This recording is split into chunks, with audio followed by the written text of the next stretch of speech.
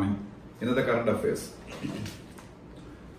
March 26 ആണെന്ന്. March 26 current affairs discuss ചെയ്യുന്നതിന് മുമ്പ് ഒരു കാര്യം പറഞ്ഞോട്ടെ. ഇന്നലെ മുതൽ ഞങ്ങൾ വീഡിയോ കുറച്ചുകൂടെ കൂടുതൽ വ്യൂവേഴ്സിന് എക്സ്പീരിയൻസ് കിട്ടുന്നതിന് വേണ്ടിയിട്ട് പ്രധാനപ്പെട്ട പേരുകളുടെ ഡിസ്പ്ലേയും കൂടെ അവിടെ വരുന്നുണ്ട്. അതായത് ഇപ്പോ സപ്പോസ് ഇന്തോനേഷ്യയുടെ പ്രസിഡന്റ് എന്ന് പറഞ്ഞാല് ഇന്തോനേഷ്യയുടെ പ്രസിഡന്റ് പേര് ജോക്കോ വിഡോഡോ, അദ്ദേഹത്തിന്റെ ഒരു ഫോട്ടോയും ഡിസ്പ്ലേ ചെയ്യുന്നുണ്ട്.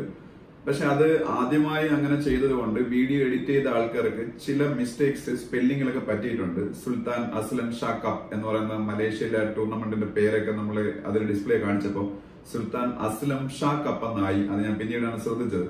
വീഡിയോ എഡിറ്റ് ചെയ്തവർക്ക് പറ്റിയ ചെറിയ തരം മിസ്റ്റേക്സ് ആണ്. അത് ഫോർ ദ ഫസ്റ്റ് ടൈം ആണ് നമ്മൾ അങ്ങനെ ചെയ്യുന്നത്. എന്തായാലും ഇനി കൂടുതൽ ബെറ്റർ എക്സ്പീരിയൻസ് നിങ്ങൾക്ക് പ്രൊവൈഡ് ചെയ്യുമെന്ന് ഉറപ്പ് വരുന്നു.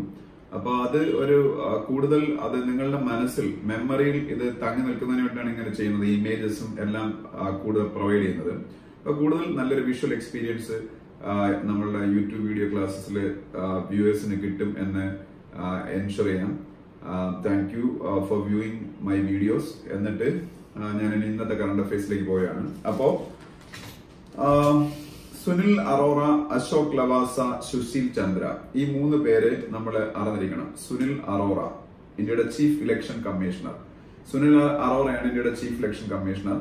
പക്ഷെ അദ്ദേഹത്തിന് താഴെ 2 ഇലക്ഷൻ കമ്മീഷണേഴ്സ് ഉണ്ട്. അവരാണ് അശോക് ലവാസ ആൻഡ് സുശീൽ ചന്ദ്ര.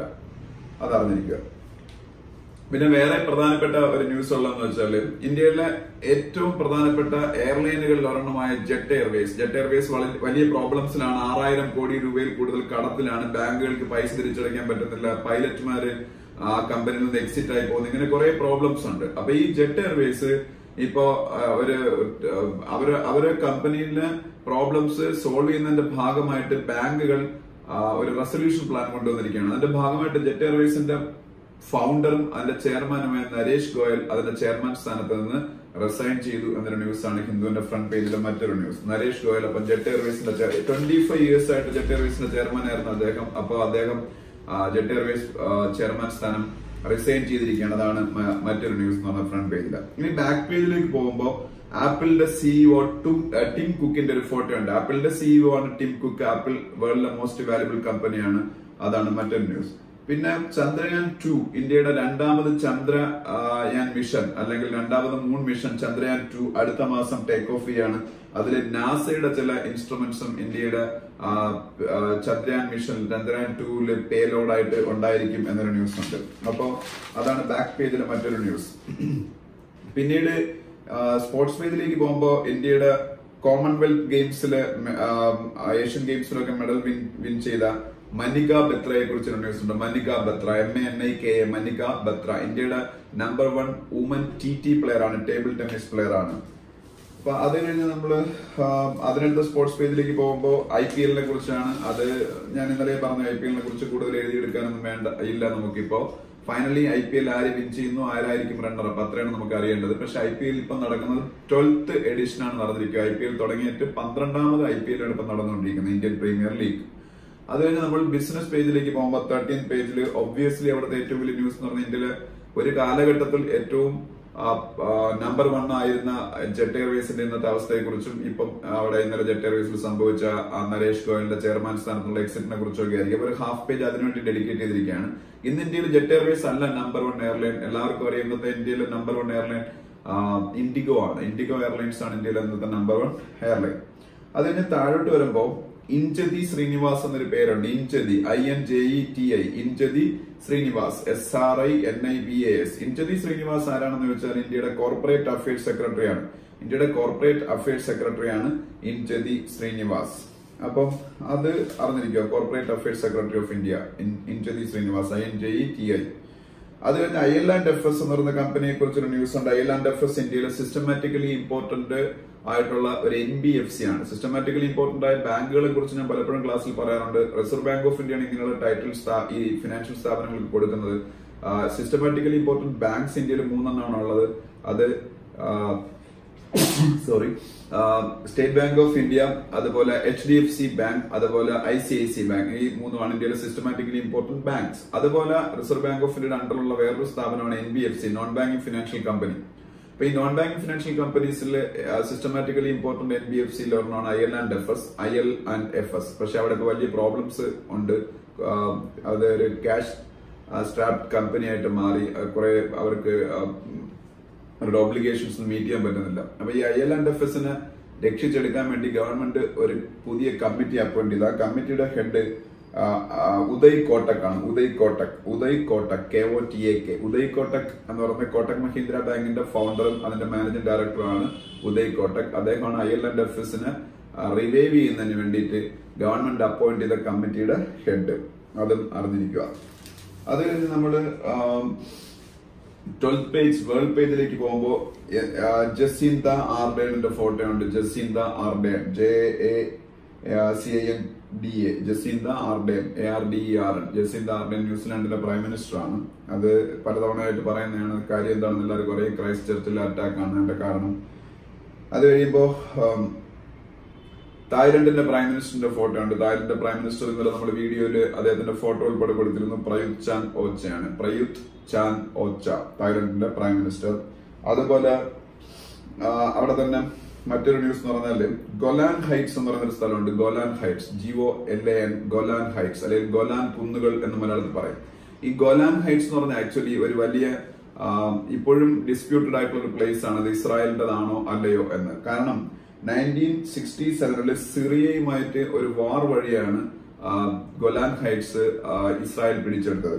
അതുകൊണ്ട് തന്നെ ഗോലാൻ ഹൈറ്റ്സ് ഇപ്പോഴും ഇസ്രായേലിന്റെ അല്ല എന്ന് വാദിക്കുന്ന ലോകരാജ്യങ്ങൾ ഒരുപാടുണ്ട്. പക്ഷേ ഈ അമേരിക്ക ഈ ഗോലാൻ ഹൈറ്റ്സ് ഇസ്രായേലിന് അവകാശപ്പെട്ടതാണെന്ന് ഇന്നലെ ഡിക്ലെയർ ചെയ്തു. അമേരിക്ക ഈയിടയ്ക്ക് അമേരിക്ക ഇസ്രായേലിന്റെ ക്യാപിറ്റലായിട്ട് ജെറുസലേമിനെയും അവര് റെക്കഗ്നൈസ് ചെയ്തിരുന്നു. ഇസ്രായേലിന്റെ ക്യാപിറ്റലായിട്ട് ജെറുസലേമിനെ റെക്കഗ്നൈസ് ചെയ്യാത്ത ലോകരാജ്യങ്ങളാണ് കൂടുതലും. പക്ഷേ ഈയിടയ്ക്ക് US ഇസ്രായേലിന്റെ ക്യാപിറ്റലായിട്ട്, പക്ഷേ ഇസ്രായേലിന്റെ ക്യാപിറ്റലായിട്ട് ഒഫീഷ്യലി ഡിക്ലെയർ ചെയ്തിരിക്കുന്നത് ജെറുസലേമിനെയാണ്. മെജോറിറ്റി കൺട്രീസ് അത് അക്സെപ്റ്റ് ചെയ്തിട്ടില്ല. അതൊരു ഡിസ്പ്യൂട്ടഡ് പ്ലേസ് ആണ്. പാലസ്റ്റീനുമായിട്ട് ഡിസ്പ്യൂട്ടുള്ള ഒരു പ്രദേശമായതുകൊണ്ടാണ് അക്സെപ്റ്റ് ചെയ്യാത്തത്. അത് കഴിഞ്ഞ് നമ്മൾ അതിനടുത്ത പേജിലേക്ക് പോകുമ്പോൾ നാഷണൽ പേജാണ്. നാഷണൽ പേജിൽ എല്ലാ ദിവസത്തെയും പോലെ ഇലക്ഷൻ ന്യൂസുകളാണ് കൂടുതലും.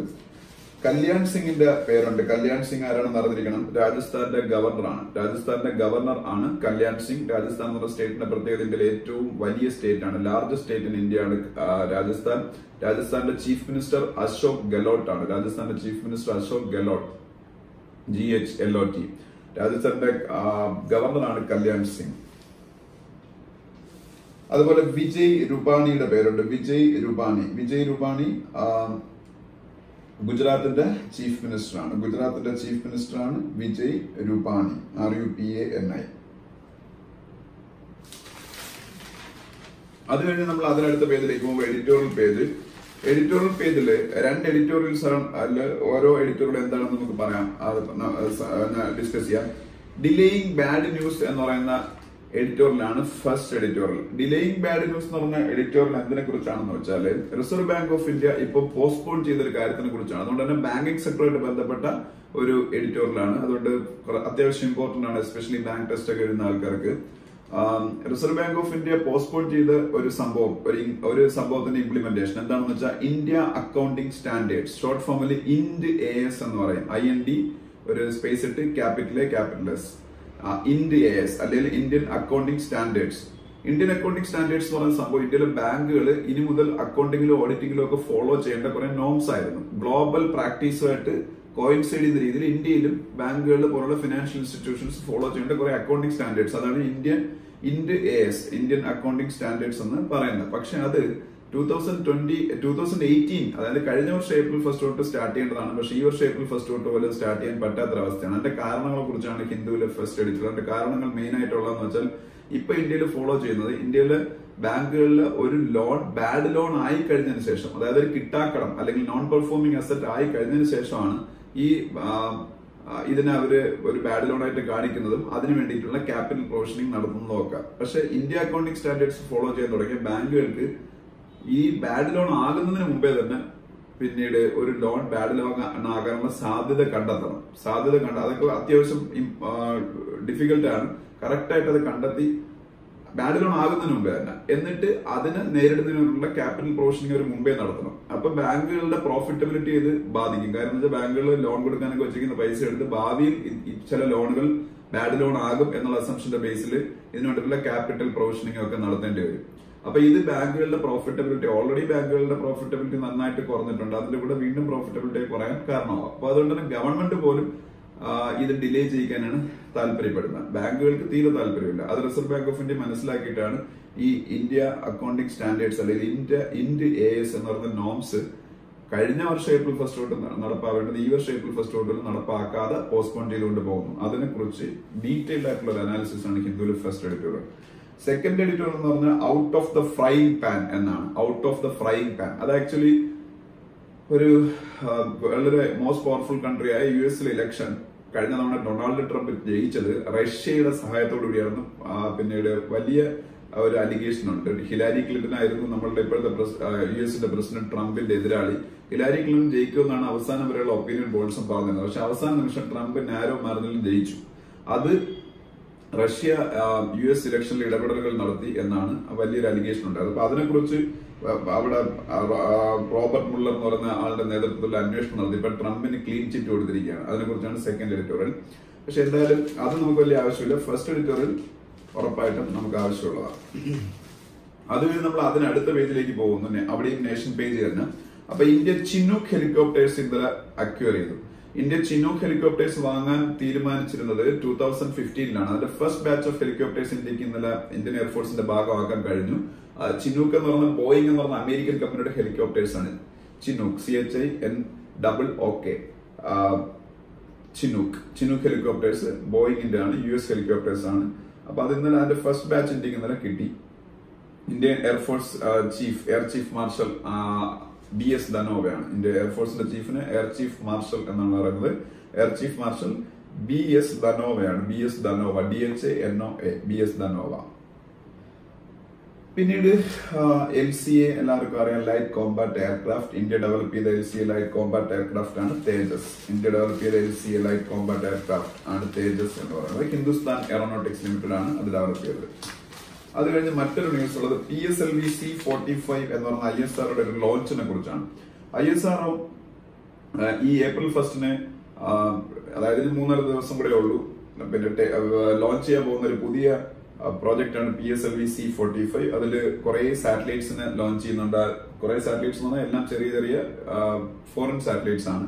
പക്ഷെ അതിൽ മെയിൻ ആയിട്ടുള്ള ഇന്ത്യയുടെ സാറ്റലൈറ്റ്സ് എന്ന് പറയുന്നത് എമിസാറ്റ് ആണ്. EMISAT. എമിസാറ്റ് എന്ന് പറഞ്ഞ സാറ്റലൈറ്റിനെ ഇന്ത്യക്ക് വേണ്ടിയിട്ട് ISRO ലോഞ്ച് ചെയ്യുന്നുണ്ട്. പിന്നെ ഇതിന്റെ പ്രത്യേകത ISRO ആദ്യമായിട്ടാണ് 3 ഓർബിറ്റുകളിൽ ഒരു മിഷൻ വഴി 3 ഓർബിറ്റുകളിൽ സാറ്റലൈറ്റ്സിന് ലോഞ്ച് ചെയ്യുന്നത്. ഇതില് 3 ഓർബിറ്റ്സിലായിട്ടാണ് ഇതിൽ ഉള്ള പേലോഡ്സ് കുറെ എണ്ണം ഉണ്ട്. അതില് ഓരോ പേലോഡ് ഓരോ ഓർബിറ്റിലാണ്. അങ്ങനെ 3 ഓർബിറ്റ്സിലായിട്ടാണ് ഈ സാറ്റലൈറ്റ് ലോഞ്ച് ചെയ്യുന്നത്. ഈ ലോഞ്ച് വെഹിക്കിൾ ഉപയോഗിച്ച് ലോഞ്ച് ചെയ്യാൻ പോകുന്നത്. ISROയുടെ മിഷൻസിൽ അങ്ങനെ 3 ഓർബിറ്റ്സിലേക്ക് പിന്നീട് ഒറ്റ മിഷൻ പോകുന്നത് ആദ്യമായിട്ടാണ്. അതാണ് PSLV C-45 എന്ന് പറഞ്ഞ മിഷന്റെ പ്രത്യേകത. അതിൽ മെയിൻ ആയിട്ട് പോകുന്ന ഇന്ത്യയുടെ സാറ്റലൈറ്റ്സ് എമിസാറ്റ് ആണ്, EMISAT ആണെന്നിരിക്കുക. PSLV C-45 Satish Dhawan space centre ശ്രീഹരിക്കോട്ടയിൽ നിന്നാണ് അത് ലോഞ്ച് ചെയ്യുന്നത്. സതീഷ് ധവാൻ സ്പേസ് സെന്റർ ശ്രീഹരിക്കോട്ടയിൽ നിന്നാണ് അത് ലോഞ്ച് ചെയ്യുന്നത്. ഇത്രയാണ് ഇന്നത്തെ ന്യൂസ് പേപ്പർ. ഇനി നമുക്ക് ഒരു ഫ്രൈഡേയിലെ ന്യൂസ് പേപ്പർ പെൻഡിങ് ഉണ്ടായിരുന്നു. അതില് ഇന്ത്യയുടെ പ്രൈം മിനിസ്റ്ററിന്റെ ലോക്സഭാ കോൺസ്റ്റിറ്റ്യുവൻസിയുടെ പേരുണ്ട്. ഇന്ത്യയുടെ പ്രൈം മിനിസ്റ്റർ നരേന്ദ്രമോദി റെപ്രസെന്റ് ചെയ്യുന്ന ലോക്സഭാ കോൺസ്റ്റിറ്റ്യുവൻസി എന്ന് പറയുന്നത് വാരണാസിയാണ്. അത് ഉത്തർപ്രദേശിലാണെന്ന് എല്ലാവർക്കും അറിയാം. അദ്ദേഹം വീണ്ടും അവിടെ നിന്ന് തന്നെ കണ്ടസ്റ്റ് ചെയ്യാൻ പോകുന്നു എന്ന് പറയുന്ന ഒരു ന്യൂസ് ഉണ്ട്. അപ്പം അത് മാത്രമാണ് ഫ്രണ്ട് പേജിൽ നമുക്ക് എന്തെങ്കിലും ശ്രദ്ധിക്കാനുള്ള ഒരു ന്യൂസ്. അത് കഴിഞ്ഞ് നമ്മൾ ബാക്ക് പേജുകളിലേക്ക് പോകുമ്പോൾ ATPയുടെ ചെയർമാന്റെ പേരുണ്ട്. ATP എന്ന് പറഞ്ഞാല് അസോസിയേഷൻ ഓഫ് ടെന്നീസ് പ്രൊഫഷണൽസ് ആണ്. ATP association of tennis professionals. Male tennis പ്ലേയേഴ്സിന്റെ റാങ്കിങ്ങും ഒക്കെ ഡിസൈഡ് ചെയ്യുന്ന ഇന്റർനാഷണൽ ടെന്നീസ് ഏജൻസിയാണ് ATP association of tennis professionals. അതിന്റെ ചെയർമാൻ ക്രിസ് കെർമോഡ് ആണ്. CHRIS Chris Kermode, KERMODE, CHRIS Chris Kermode, KERMODE. അത് കഴിഞ്ഞിട്ട് നമ്മൾ അതിനടുത്ത പേജിലേക്ക് പോകുമ്പോൾ സ്പെഷ്യൽ ഒളിമ്പിക്സിനെ കുറിച്ചുള്ള ന്യൂസ്. ഇപ്പൊ സ്പെഷ്യൽ ഒളിമ്പിക്സ് വേൾഡ് ഗെയിംസ് നടന്നത് അബുദാബിയിൽ വെച്ചാണ്, UAE അബുദാബിയിൽ. അതിൽ ഇന്ത്യക്ക് കുറെ മെഡൽസ് കിട്ടി. ഇന്ത്യ ഒത്തിരി മെഡൽസ് വിൻ ചെയ്തു എന്നൊക്കെ ഒരു ന്യൂസ് ആണ് അതിലുള്ളത്. അത് അറിഞ്ഞിരിക്കുക. പിന്നീട് ന്യൂസിലാൻഡിന്റെ ക്രിക്കറ്റ് ടീമിന്റെ ക്യാപ്റ്റനാണ് Kane Williamson. Kane Williamson, KNE Kane Williamson ആണ് ന്യൂസിലാൻഡിന്റെ ക്രിക്കറ്റ് ടീമിന്റെ ക്യാപ്റ്റൻ. KNE Kane Williamson. അതായത് അടുത്ത പേജിൽ IPL തന്നെയാണ് പൂർണ്ണമായിട്ട്. IPL ഞാൻ പറഞ്ഞു കഴിഞ്ഞാണ് ഓൾറെഡി പറയേണ്ട കാര്യങ്ങൾ. NCD എന്ന് പറഞ്ഞാൽ എന്താണെന്ന് അറിഞ്ഞിരിക്കണം. NCD non convertible debentures. NCD non convertible debentures ആണ്. നോൺ കൺവെർട്ടബിൾ ഡിബഞ്ചേഴ്സ് പറഞ്ഞാൽ ഷെയർസ് ആയിട്ട് കൺവേർട്ട് ചെയ്യാൻ പറ്റാത്ത ഡിബഞ്ചേഴ്സിനാണ് നോൺ കൺവെർട്ടബിൾ ഡിബഞ്ചേഴ്സ് എന്ന് പറയുന്നത്. Debentures is A debt instrument. ഒരു കമ്പനിയുടെ ഡെറ്റ് ക്ലിയർ ചെയ്യാൻ വേണ്ടിയിട്ട് പബ്ലിക്കിന്റെ കയ്യിൽ നിന്ന് അവർ പൈസ വാങ്ങും. അതിനുപയോഗിക്കുന്ന ഇൻസ്ട്രുമെന്റ് ആണ് ഡിബഞ്ചർ. അതിലൊരു ടൈപ്പ് ഓഫ് ഡിബഞ്ചർ ആണ് NCD non convertible debenture. Convertible ഡിബഞ്ചേഴ്സും ഉണ്ട്. ഷെയർസ് ആയിട്ട് കൺവേർട്ട് ചെയ്യാൻ പറ്റുന്ന ഡിബഞ്ചേഴ്സിന് കൺവെർട്ടബിൾ ഡിബഞ്ചേഴ്സ് എന്ന് പറയും. ഈ ഡിബഞ്ചേഴ്സിൽ ഇൻവെസ്റ്റ് ചെയ്യുന്ന ആൾക്കാർക്ക് കമ്പനി കൊടുക്കുന്ന കടം വാങ്ങിയാൽ നമ്മൾ കൊടുക്കേണ്ടത് ഇൻട്രസ്റ്റ് ആണ്. അപ്പം കമ്പനി കൊടുക്കുന്നതും ഇൻട്രസ്റ്റ് ആണ്. പക്ഷെ ഷെയറിൽ ഇൻവെസ്റ്റ് ചെയ്താൽ നമുക്ക് കിട്ടുന്ന ഡിവിഡൻഡ് ആണ്. അത് ലാഭവിഹിതമാണ്. ഡിവിഡൻഡ് എന്ന് പറഞ്ഞാൽ പ്രോഫിറ്റ് ഷെയർ ആണ്, ലാഭവിഹിതം. അപ്പം ഷെയറിൽ ഇൻവെസ്റ്റ് ചെയ്താൽ കിട്ടുന്നത് ഡിവിഡൻഡ്. പക്ഷെ ഡിബഞ്ചറിൽ ഇൻവെസ്റ്റ് ചെയ്താൽ കിട്ടുന്നത് ഇൻട്രസ്റ്റ് ആണ്. ബോണ്ടിൽ ഇൻവെസ്റ്റ് ചെയ്താലും കിട്ടുന്നത് ഇൻട്രസ്റ്റ് ആണ്. ബോണ്ട് അനദർ ഡെറ്റ് ഇൻസ്ട്രുമെന്റ് ആണ്. കമ്പനികൾ ഉപയോഗിക്കുന്നത് മറ്റൊരു ഡെറ്റ് ഇൻസ്ട്രുമെന്റ് ആണ് ബോണ്ട് എന്ന് പറയുന്നത്. അതിൽ ഇൻവെസ്റ്റ് ചെയ്താലും നമുക്ക് കിട്ടുന്നത് ഇൻട്രസ്റ്റ് ആണ്. പിന്നീട് ജെറോം പവൽ, US-ന്റെ ഫെഡറൽ റിസർവിന്റെ ചീഫ്. വേൾഡിലെ ഏറ്റവും വലിയ സെൻട്രൽ ബാങ്കാണ് US-ന്റെ ഫെഡറൽ റിസർവ്. അപ്പൊ വേൾഡിലെ ഏറ്റവും വലിയ സെൻട്രൽ ബാങ്കായ ഫെഡറൽ റിസർവിന്റെ ചീഫാണ് Jerome Powell. Jerome Powell, POWELL. പിന്നെ അറിഞ്ഞിരിക്കുക, ഞാനത് എത്ര ഇമ്പോർട്ടന്റ് ആണ് കൂടെ പറയാൻ. എത്ര ഇമ്പോർട്ടന്റ് ആയതുകൊണ്ടാണ് കൂടെ ഫ്രീക്വന്റ് ആയിട്ട് ക്ലാസ് റിപ്പീറ്റ് ചെയ്യുന്നത്. കാരണം റിസർവ് ബാങ്ക് ഓഫ് ഇന്ത്യ ഇപ്പോ ലിക്വിഡിറ്റി അഡ്ജസ്റ്റ്മെന്റിന് ഉപയോഗിക്കുന്ന പുതിയ മെക്കാനിസമാണ് dollar rupee swap. Dollar rupee swap, പുതിയ mechanism to adjust liquidity in the market. പിന്നെ സാറ്റിന്റെ എക്സ്പാൻഷൻ അറിയിക്കുക. SAT, securities appellate tribunal. SAT, securities appellate tribunal എന്ന് പറഞ്ഞാൽ SEBI, securities and exchange board of India, share മാർക്കറ്റിന്റെ റെഗുലേറ്റർ ആണ്. അപ്പൊ share മാർക്കറ്റുമായിട്ട് ബന്ധപ്പെട്ട സെബിയുടെ പല ഡിസിഷൻസും വേണമെങ്കിൽ ക്വസ്റ്റ്യൻ ചെയ്യാനുള്ള അതിനു വേണ്ടിയിട്ട് മാത്രമുള്ള ട്രൈബ്യൂണലാണ് സാറ്റ്, സെക്യൂരിറ്റീസ് അപ്പലേറ്റ് ട്രൈബ്യൂണൽ. ഷെയർ മാർക്കറ്റുമായിട്ട് ബന്ധപ്പെട്ട ട്രൈബ്യൂണലാണ് സെക്യൂരിറ്റീസ് അപ്പലേറ്റ് ട്രൈബ്യൂണൽ. പിന്നെ New Zealand semi automatic weapons ban ചെയ്തു. അത് ഈ ക്രൈസ്റ്റ് ചർച്ചിലെ അറ്റാക്കിന് ശേഷം സെമി ഓട്ടോമാറ്റിക് വെപ്പൺസ് എല്ലാം ന്യൂസിലാൻഡ് ബാൻ ചെയ്തു. പിന്നീട് ഇറ്റലിയുടെ പ്രൈം മിനിസ്റ്റർ ഓൾറെഡി നമ്മൾ പറഞ്ഞു, ഗ്യൂസെപ്പ് കോണ്ടി ആണ്. അതിന്റെ ഫോട്ടോ എന്തായാലും നമ്മൾ ഡിസ്പ്ലേ ചെയ്തിരുന്നു വീഡിയോയിൽ. ഗ്യൂസെപ്പ് കോണ്ടി ഇറ്റലിയുടെ പ്രൈം മിനിസ്റ്റർ എന്ന് മാത്രമല്ല, ഇറ്റലി ഇപ്പം പുതുതായിട്ട് എന്താണ് ഇറ്റലിയിൽ സംഭവിച്ചതെന്ന് നമ്മളത് ഡിസ്കസ് ചെയ്തു. G7 nations, group of 7 nations, വേൾഡിലെ ഏറ്റവും എക്കണോമിക്കലി പ്രോസ്പെറസ് ആയിട്ടുള്ള G7 നേഷൻസ്, അവരുടെ കൂട്ടത്തിൽ നിന്ന് ആദ്യമായിട്ട് ചൈനയുടെ സിഗ്നേച്ചർ പ്രൊജക്ട് ആയ, ചൈനയുടെ കണക്ടിവിറ്റി പ്രൊജക്ട് ആയ belt and road initiative BRI പ്രൊജക്ടിൽ ജോയിൻ ചെയ്യുന്ന first country from G7. G7 എന്ന് പറയുമ്പോൾ Britain, France, Germany, Japan, Italy, Canada, USA. ആ കൂട്ടത്തിൽ നിന്ന് ആദ്യമായിട്ട് ചൈനയുടെ ആംബിഷ്യസ് പ്രൊജക്ട് ആയ BRI ബെൽറ്റ് ആൻഡ് റോഡ് ഇനിഷ്യേറ്റീവിൽ ജോയിൻ ചെയ്ത കൺട്രിയാണ് ഇറ്റലി. അങ്ങനെ ഒരു പ്രത്യേകത കൂടെ ഉണ്ട്. അതൊരു ക്വസ്റ്റ്യൻ ആണ്. പലതിനും ക്വസ്റ്റ്യൻ ആയിട്ട് ഞാൻ കിടക്കുന്നുണ്ട് കറണ്ട് അഫയേഴ്സ് അപ്ഡേറ്റ് ചെയ്യുന്ന വെബ്സൈറ്റുകളിലും ഒക്കെ. ഇറ്റലിയുടെ പ്രൈം മിനിസ്റ്ററിന്റെ പേര് അതുകൊണ്ട് തന്നെ അറിഞ്ഞിരിക്കുക. RTI act. RTI ആക്ട് എന്ന് പറഞ്ഞാല് റൈറ്റ് ടു ഇൻഫർമേഷൻ ആക്ട് ആണ്, വിവരാവകാശ നിയമം. RTI ആക്ട് അല്ലെങ്കിൽ right to information act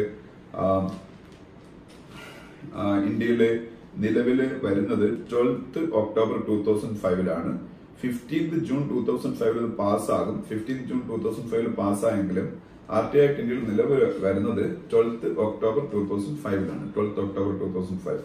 RTI act അല്ലെങ്കിൽ വിവരാവകാശ നിയമം നടന്നത് ഗവൺമെന്റ് ഓഫീസസിലുള്ള അല്ലെങ്കിൽ പബ്ലിക് ഡൊമൈനിലുള്ള ഡേറ്റ നമുക്ക് RTI ആക്ട് പ്രകാരം അപ്ലൈ ചെയ്താൽ 30 ദിവസത്തിനകം ഇൻഫർമേഷൻ നമുക്ക് പ്രൊവൈഡ് ചെയ്യണം. അത് നിയമപരമായിട്ട് അത് അങ്ങനെ ആക്കി. അതാണ് RTI ആക്ടിന്റെ പ്രത്യേകത. പക്ഷെ രാജ്യസുരക്ഷയെ ബാധിക്കുന്ന കാര്യങ്ങളൊന്നും നമുക്ക് കിട്ടത്തില്ല. അല്ലാതെ നമ്മളുടെ പല കാര്യങ്ങളും വിവരാവകാശ നിയമം RTI ആക്ട് ഉപയോഗിച്ച് നമുക്ക് പബ്ലിക് ഓഫീസസിൽ നിന്ന് ഒബ്റ്റെയിൻ ചെയ്യാം. അതിനാണ് RTI ആക്ട് യൂസ് ചെയ്യുന്നത്. 30 ഡേയ്സിനകം ഇൻഫർമേഷൻ പ്രൊവൈഡ് ചെയ്യണമെന്നാണ്. പ്രൊവൈഡ് ചെയ്തില്ലെങ്കിൽ ഫൈനൊക്കെ കൺസേൺഡ് ഒഫീഷ്യൽസിന് പേ ചെയ്യേണ്ടി വരും. ഇസ്രായേൽ ഇലക്ഷൻ നടക്കാൻ പോവുകയാണ്. ഇസ്രായേലിലെ ഇപ്പോഴത്തെ പ്രൈം മിനിസ്റ്റർ ബെഞ്ചമിൻ നെതന്യാഹു ആണ്. അദ്ദേഹം റീഇലക്ട് ചെയ്യപ്പെടാൻ വേണ്ടി മത്സരിക്കുന്നുണ്ട് ഇസ്രായേലില്.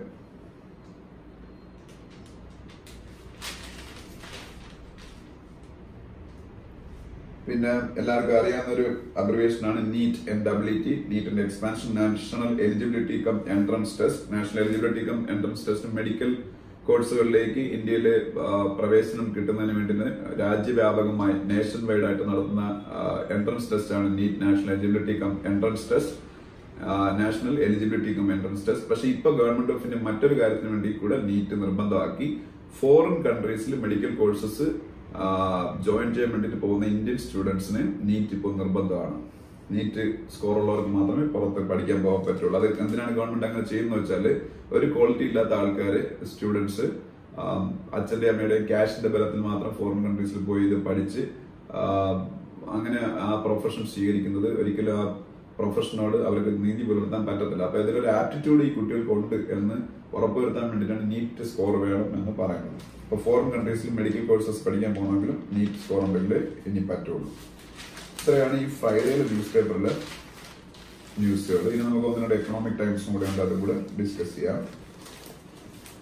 AM നായിക് L&Tയുടെ ചെയർമാൻ, അദ്ദേഹത്തിനെ കുറിച്ചുള്ള ന്യൂസ് ഉണ്ട്. AM Naik L&T chairman. Krishnakumar Natarajan മൈൻട്രിയുടെ ചെയർമാൻ. കൃഷ്ണകുമാർ നടരാജൻ മൈൻട്രിയുടെ ചെയർമാൻ ആണ്. മൈൻട്രി എന്ന് പറഞ്ഞ കമ്പനി ഇപ്പൊ ന്യൂസുകളിൽ നിറയുന്നത് എന്തുകൊണ്ടാണെന്ന് അറിയാം. L&T എന്ന് പറഞ്ഞ കമ്പനി മൈൻട്രി എന്ന് പറഞ്ഞ IT കമ്പനിയെ അക്വയർ ചെയ്യാൻ നടത്തുന്ന ശ്രമങ്ങൾ, അതിന് മൈൻട്രിയുടെ പ്രൊമോട്ടേഴ്സ് അതിനെ എതിർക്കുന്നു. അതൊക്കെയാണ് ഇതിന്റെ മെയിൻ വിഷയങ്ങൾ. കൃഷ്ണകുമാർ നടരാജനാണ് മൈൻട്രിയുടെ ചെയർമാൻ.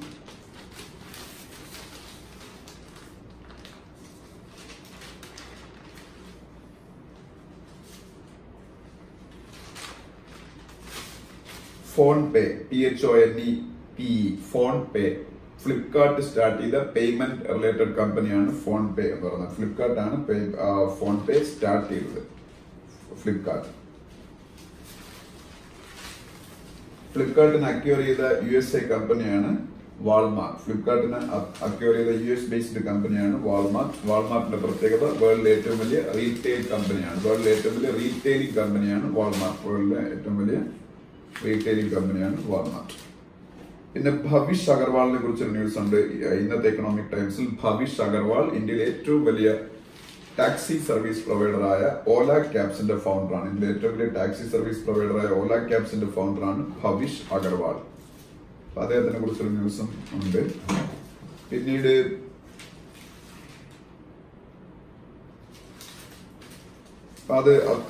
പിന്നീട് AM നായിക്കിനെ കുറിച്ച് വീണ്ടും ഇതിലുണ്ട്. ഞാൻ ഓൾറെഡി ഡിസ്കസ് ചെയ്ത കാര്യമായിട്ട് ഡിസ്കസ് ചെയ്യുന്നില്ല. പിന്നീട് അറിഞ്ഞിരിക്കേണ്ടത് നമ്മളെ നാച്ചുറൽ ഗ്യാസ് സെക്ടറിലെ റെഗുലേറ്റർ ആണ് PNGRB. ഇന്ത്യയുടെ നാച്ചുറൽ ഗ്യാസ് സെക്ടറിൽ, അതായത് നമ്മളെ LPG liquefied petroleum gas, LNG ഉണ്ട് ലിക്വിഫൈഡ് നാച്ചുറൽ ഗ്യാസ്. അപ്പൊ ഈ ഗ്യാസ് സെക്ടറിലെ ഇന്ത്യയുടെ റെഗുലേറ്റർ ആണ് PNGRB. PNGRB എന്ന് പറഞ്ഞാൽ petroleum and natural gas regulatory board. PNGRBയുടെ expansion petroleum and natural gas regulatory board. അതിന്റെ ചെയർമാൻ ദിനേശ് സറഫ് ആണ്. ദിനേശ് സറഫ്, SARRAF, ദിനേശ് സറഫ്. അതുപോലെ ഇന്ത്യയില് നടത്തുന്ന ചില ഇൻവെസ്റ്റ്മെന്റുകൾ, ഗൾഫ് മേഖലയിലുള്ള കുറെ രാജ്യങ്ങൾ ഇന്ത്യയിൽ നടത്തുന്ന ഇൻവെസ്റ്റ്മെന്റുകളെ കുറിച്ചൊരു ആർട്ടിക്കിൾ ഉണ്ട് എക്കണോമിക് ടൈംസിൽ. ഇന്ത്യയിലെ ഏറ്റവും വലിയ കണ്ടെയ്നർ പോർട്ടാണ് JNPT, Jawaharlal Nehru port trust. അത് മുംബൈയിലാണ്. മുംബൈയിലുള്ള JNPT, Jawaharlal Nehru port trust ആണ് ഇന്ത്യയിലെ ഏറ്റവും വലിയ കണ്ടെയ്നർ പോർട്ട്. ഇന്ത്യയില് സൗദി അരാംകോ എന്ന് പറയുന്ന വേൾഡിലെ ഏറ്റവും വലിയ ഓയിൽ പ്രൊഡ്യൂസർ ആണ് അരാംകോ എന്ന് പറയുന്ന കമ്പനി. അതുപോലെ അത് സൗദിയിലാണ്. അതുപോലെ അട്നോക്ക് എന്ന് പറയുന്നത് വേൾഡിലെ മറ്റൊരു വലിയ ഓയിൽ കമ്പനിയാണ് ADNOC. അത് UAEയുടെ കമ്പനിയാണ്. അട്നോക്ക് UAEയുടെ കമ്പനി, അരാംകോ സൗദിയുടെ കമ്പനി. ഈ രണ്ട് കമ്പനീസും കൂടെ ചേർന്ന് ഇന്ത്യയിൽ ഇൻവെസ്റ്റ് ചെയ്യുന്ന one of the biggest oil refinery projects in the world ആണ് മഹാരാഷ്ട്രയിലെ രത്നഗിരിയിൽ വരാൻ പോകുന്ന ഓയിൽ റിഫൈനറി പ്രൊജക്ടില് ഈ രണ്ട് ഗൾഫ് രാജ്യങ്ങൾ ഇൻവെസ്റ്റ് ചെയ്യുന്നുണ്ട്. അട്നോക്ക് UAE, അരാംകോ സൗദി. പിന്നെ ബരാക്ക് എന്ന് പറയുന്ന ഇന്ത്യ വാങ്ങിയ മിസൈൽ, ഇസ്രായേലിന്റെ മിസൈലാണ് ബരാക്ക് 8. BARACK, ബരാക്ക് 8 എന്ന് പറഞ്ഞാൽ ഇസ്രായേലിന്റെ കയ്യിൽ നമ്മൾ വാങ്ങിയ മിസൈലാണ്. പിന്നെ ഇന്ത്യക്ക് താല്പര്യമുള്ള ഒരു ഓയിൽ ഫീൽഡാണ് Farsad B, FARZAD, Farsad B. FARZAD, Farsad B എന്ന് പറയുന്ന ഒരു ഓയിൽ ബ്ലോക്ക് ആണ്. ഇന്ത്യ ഡെവലപ്പ് ചെയ്യാൻ ആഗ്രഹിക്കുന്ന ഓയിൽ ബ്ലോക്ക് ആണ്. അത് ഇറാനിലാണ്. അത് അറിഞ്ഞിരിക്കണം. ഇറാനിലാണ് ആ block, oil block Farsad B.